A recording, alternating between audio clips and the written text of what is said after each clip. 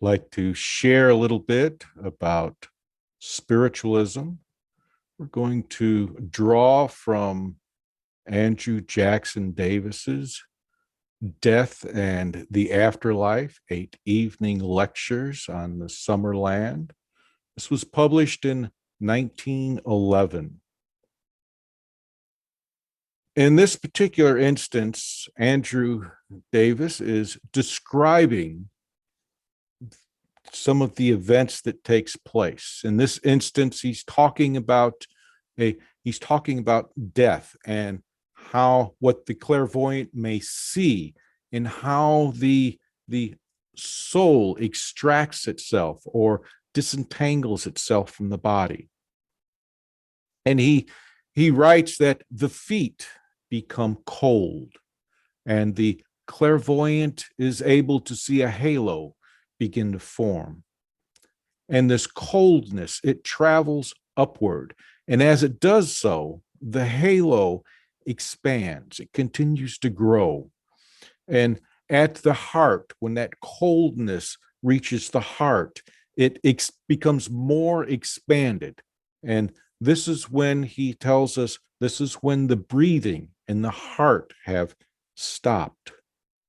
And then the halo fashions itself into an image of the individual, but it's still connected to the brain.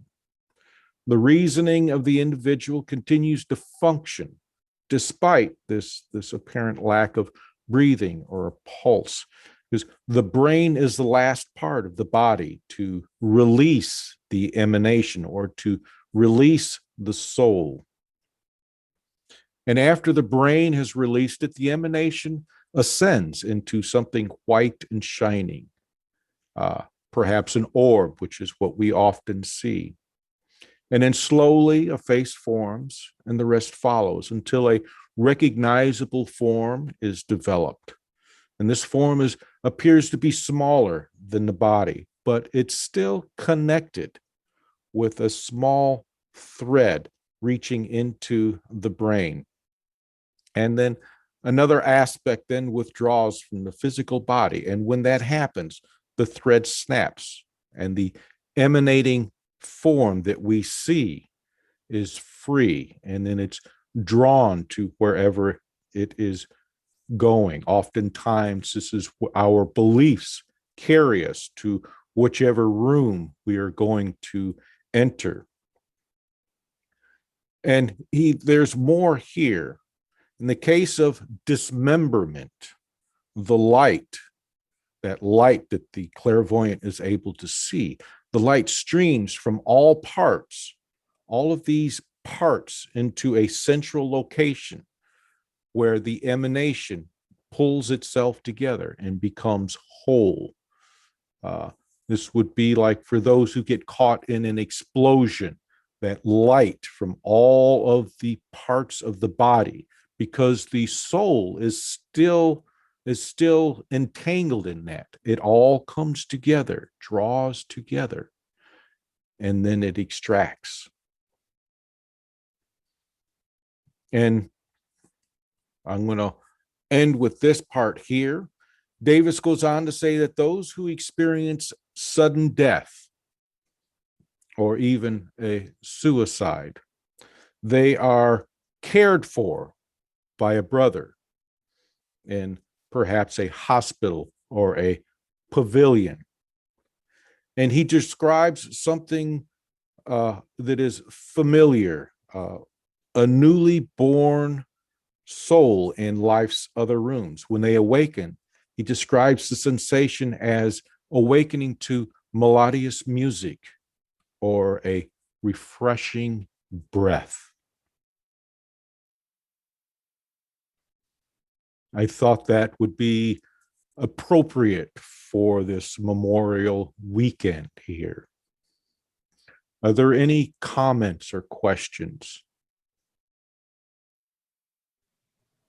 That really just brings tears to my eyes. It's just so beautiful. Yes, it did with mine when I read that, and even now as I was reading it aloud.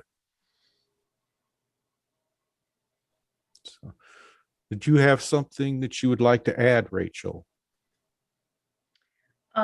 Just the light that you were talking about kind of reminded me of Kirlian photography, and how, as long as the essence of the plant or person is still hanging out, even if they lose a part of their body, it still shows up as being there in the photography. Mm. Yeah, there are many spiritual writings that talk about the silver thread. In fact, the silver thread is even written of in the Old Testament. I forget where, but it's written of in there as well. And as the stories go with all of them, as long as that silver thread is connected, you're still connected to the body. And they say when that silver thread snaps, then the body is no longer functioning.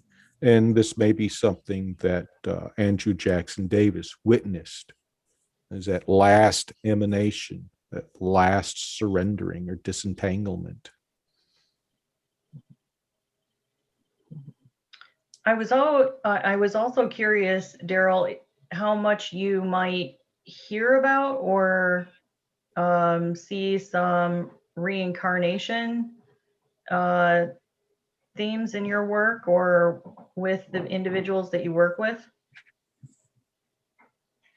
Yeah, there's all kinds of phenomena that happens.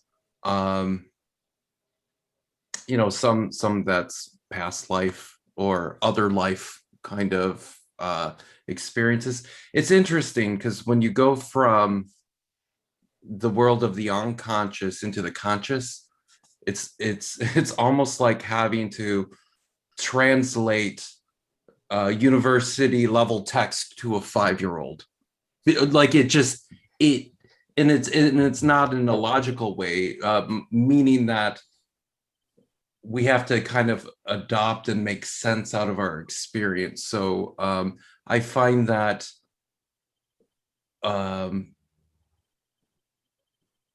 some of the experiences can be otherworldly, for example, so it's interesting, but that'll take me way away from this conversation. So I'll just leave it there.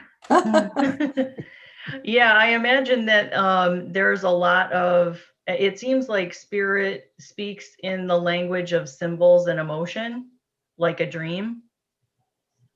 So I kind of think that it's likely without a body, that's a lot of our experience in the spirit realm.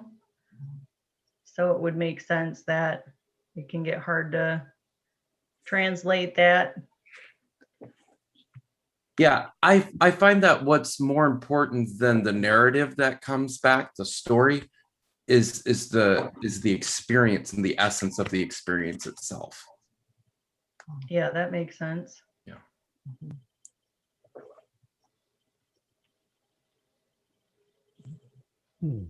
Wonderful. Any other comments or questions?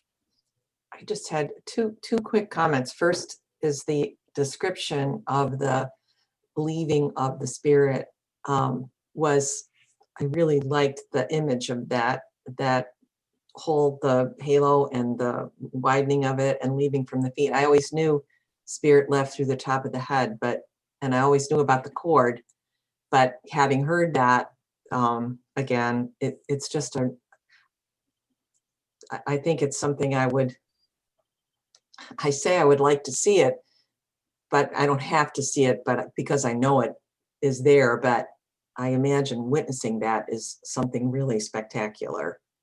As long as your emotions are, you're able to view it not so too emotionally, but it's even so, must be spectacular.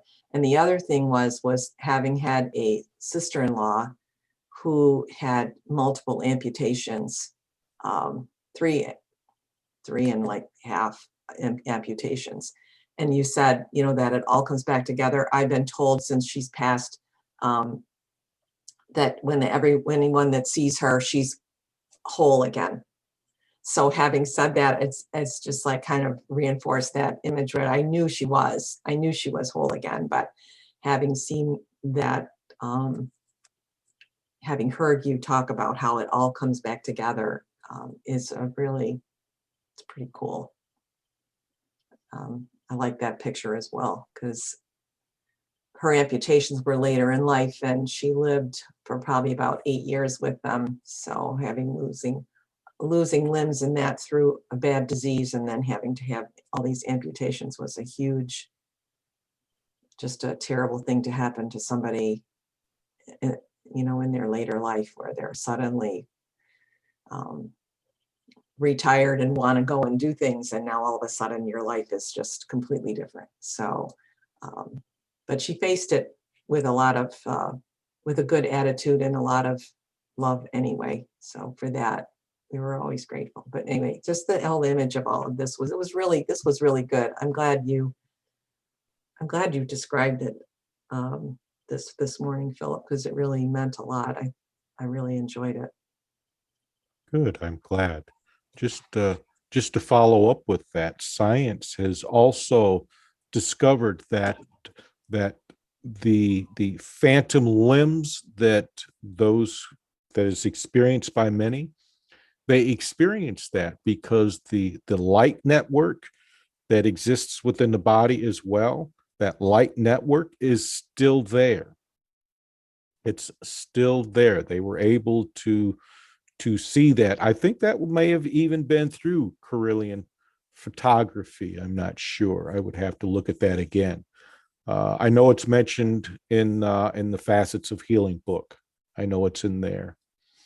So I kind of think of the spirit as the blueprint and the body as the building, so the blueprint's still there. exactly.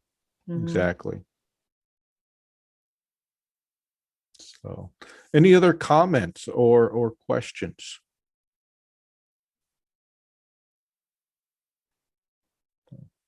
Fantastic. Thank you for allowing me to share that.